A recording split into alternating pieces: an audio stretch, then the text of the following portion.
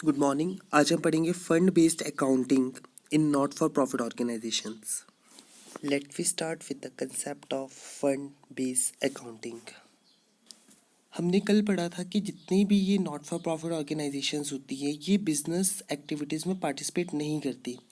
तो पहला प्रश्न ये उठता है कि इनकी सोर्स ऑफ इनकम क्या है। गवर्नमेंट्स को कई तरह के फंड्स मिलते हैं, नॉट फॉर प्रॉफिट ऑर्गेनाइजेशंस को भी कई तरह के फंड्स मिलते हैं। उन फंड्स को मैनेज करना, उनको ऑर्गेनाइज करना, उनके अकाउंटिंग सिस्टम को रिकॉर्ड करना फंड बेस्ड अकाउंटिंग कहलाता है। So, these organizations are required to organize their accounting system on a fund basis. It involves preparation of financial statements, fund wise, and consolidation of those statements to represent the financial result and position of the organization as a whole. Now, what are the objectives of fund based accounting? Following are the some important objectives of fund based accounting: to ensure that rules, regulations, and legal provisions are being followed, to assess the efficiency in spending money on specific activity or project, to compare the actual financial results of various activities and projects with the budget, and last, to assess the financial performance of the not for profit organization during the year. Now, going to the classification of funds. सबसे पहले हम बात करते हैं restricted fund की।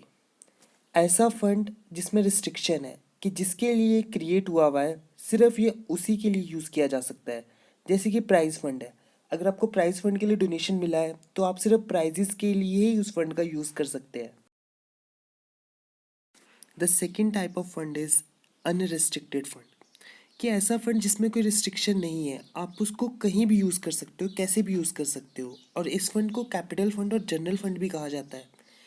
The organization is free to use this fund in any manner as it likes. The principal sources of income for this fund is membership fees, subscriptions, gifts from individuals, and income from investments. अगर हम अगले fund की बात करें तो वो है endowment fund. This fund contains assets donated by the donors with the condition that only the income earned by these assets can be used for the main activities of the organization, not the principal amount. कहने का मतलब ये है कि कई बार हम organisation में कोई ऐसे डोनेट करते हैं, एनपीओ के लिए वो भी एक तरह का फंड माना जाता है, और कंडीशन ये होती है that the income earned by these assets can be used for the main activities of the organization, not the principal amount. और अगर हम नेक्स्ट फंड की बात करें तो नेक्स्ट फंड है annuity fund. This fund is created from contributions made by the members and is used for the certain regular payments or an annual basis to the beneficiary. Or we can say that this fund is generally created in memory of a particular person. Now going to the next fund, that is fixed assets fund. The purpose of this fund is to make investments in fixed assets by the organization, such as building fund, library fund, computer fund, science fund, etc.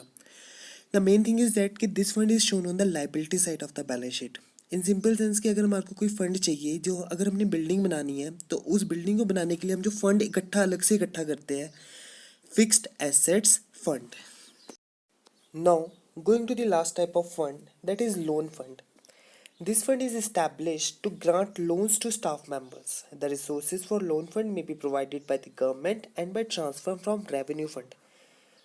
ऐसा fund जो staff members के loan देने के लिए रखा जाता है वो लोन फंड कहलाता है, और इसकी जो मेन सोर्स है, आपके पास कोई रेवेन्यू पड़ा है वहाँ से निकाल सकते हैं पैसा, और कोई गवर्नमेंट ग्रांट से भी. Now we will discuss accounting treatment under fund based accounting. So आप देख रहे हैं ये आपके पास बैलेंस शीट का फॉर्मेट है, और एक तरफ इसके साथ लाइबिलिटीज़ है, अमाउंट, एसेट्स, अमाउंट. तो लाइबिलिटीज़ में हमने सबसे पहले देखा कि हमारे पास फंड का ओपनिंग बैलेंस कितना है. इसमें अगर हमारे को कुछ चीज़ ऐड होती है, कुछ और पैसा मिलता है वो हम ऐड करेंगे, कोई डोनेशन मिलता है वो भी ऐड करेंगे, और कोई हमारे को इंटरेस्ट मिलता है वो भी ऐड करेंगे. Less expenses for the fund. Now this is a question. A sports club has a tournament fund balance of rupees 1 lakh. It further receives 50,000 as donations for tournament, sale of tournament tickets rupees 1 lakh, and spends 1 lakh 80,000. इसमें दिया हुआ है कि एक sports fund के पास 1 लाख रुपए का balance था, उसने 50,000 डोनेशन रिसीव किया और 1 लाख उसको टिकट्स बेचने पर पैसा मिला और उसने 1,80,000 रुपये टूर्नामेंट पे खर्च किए। आपको फंड बेस अकाउंटिंग के अकॉर्डिंग इसको शो करना है कि लाइबिलिटी साइड ये कैसे ट्रीट की जाएगी। आप वीडियो को पॉज करके इसको खुद करने की कोशिश कीजिए और अगर आपका आंसर नहीं निकला so this is a solution. सबसे पहले हमने बैलेंस शीट का फॉर्मेट बनाया, balance sheet as on liabilities amount assets amount. तो स्टार्ट करते हैं टूर्नामेंट फंड के बैलेंस से जो 1 लाख है। इसमें जो हमने सेल्स करके पैसा रिसीव किया 1 लाख का वो ऐड हो जाएगा और जो हमने 50,000 के डोनेशन रिसीव किए वो ऐड हो जाएगी। सभी रिसिप्ट 2,50,000 की है और इसमें से एक्सपेंसेस लेस करके 70,000 हमारे पास अमाउंट बचा। Thanks a lot for watching this video. 1, 2, 3, come on!